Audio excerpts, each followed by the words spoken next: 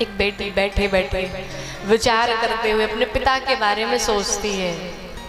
क्या कहती है कि सच बात पूछती हूँ बताओ न बाबूजी,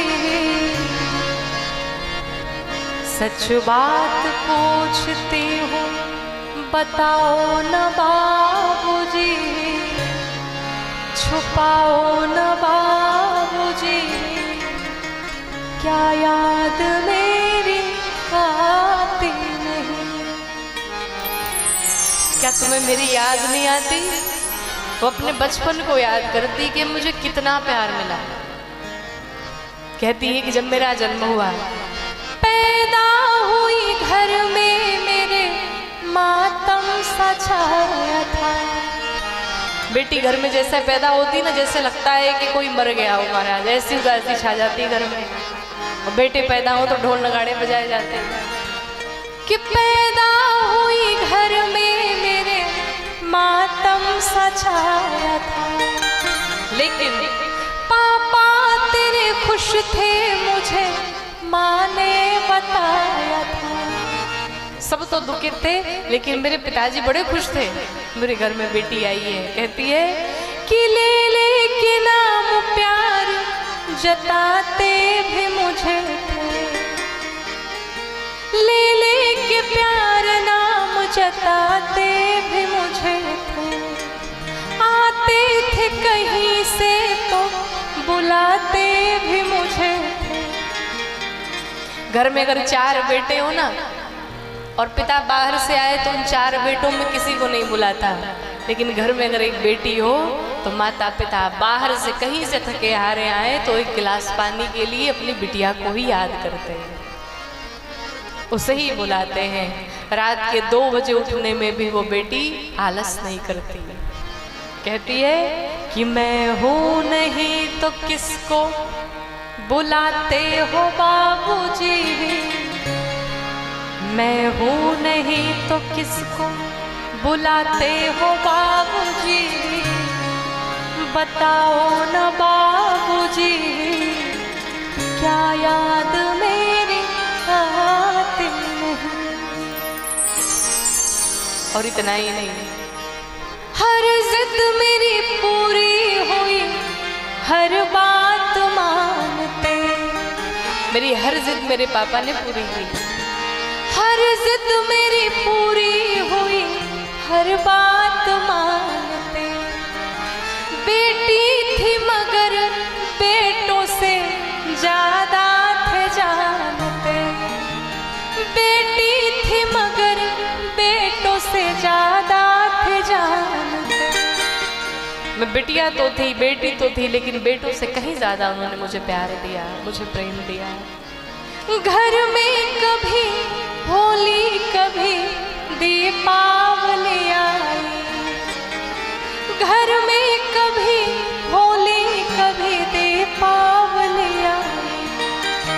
सैंडल भी मेरी आई, मेरी फ्रॉक भी आई। हर पर्व पे मेरे पापा मेरे लिए फ्रॉक लेके आते थे, नई नई चीजें लेकर के आते थे।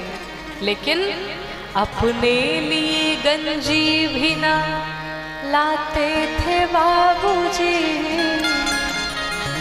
अपने लिए गंजी भी ना लाते थे बाबूजी, बताओ न बाबूजी, क्या याद मेरी आती नहीं। अपने लिए कुछ नहीं करते थे, पर हम बच्चों का विशेष ध्यान दिया। दिन भर थक हार के आते, लेकिन उन्हें ध्यान रहता था कि ये पर्व, ये त्योहार आने वाला है तो मुझे बच्चों के लिए कार्य करना है। कहती है कि सारी उम्र खर्चे में कमाई में लगा दी, दादी बीमार थी तो दवाई में लगा दी। पूरी उम्र बीत गई उनकी, कमाते रहे, पूरे परिवार के लिए करते रहे। पढ़ने लगे हम सब तो पढ़ाई में लगा दी। जब हम बड़े हो गए तो हमारी पढ़ाई के विषय में सोचा, पढ़ने सब तो पढ़ाई में लगा दी, और बाकी बचा वो मेरी सगाई में लगा दी। हमें पढ़ाया लिखाया, अच्छी शिक्षा दी, और उससे भी जो बचा हमारे पिता ने बचपन से इकट्ठा करना शुरू कर दिया, हमारी सगाई में, हमारे विवाह में लगा दिया। अब किसके लिए इतना कमाते हो बाबूजी, बताओ न बाबूजी, क्या याद मेरी आती नहीं। बेटियों का जीवन कैसा है महाराज, एक बार विचार करिएगा। मायके में रहे तो मायके वाले कहें ये पराया धन है, ये ससुराल जाएगी, ससुराल इसका घर है। ससुराल में पहुंचे तो ससुराल वाले कहें कि ये तो पराए घर से आई है, उसे पता ही नहीं कि मेरा अपना घर कौन सा है। क्या प्यारी बात कही, आधा यहाँ आधा वहाँ जीवन है अधूरा। 25 वर्ष यहाँ गंवाए, बाकी के वर्ष वहाँ गंवाए। आधा यहाँ आधा वहाँ जीवन है अधूरा। पीहर मेरा पूरा है ना, ससुराल है पूरा। मेरा जीवन ही अधूरा है। और वो अपने पिता से अंतिम बात पूछती है, क्या आपका भी प्यार अधूरा है बाबूजी, क्या आपका भी प्यार अधूरा है बाबूजी, बताओ न बाबूजी, क्या याद मेरी आती। सच बात पूछते हूँ, बताओ न बाबूजी, छुपाओ न बाबूजी, क्या याद मेरी आती है। अगर आपने हृदय से एक बेटी के विषय में सोच लिया तो आगे भविष्य में कभी भी किसी बेटी को आप कोई कष्ट नहीं देंगे।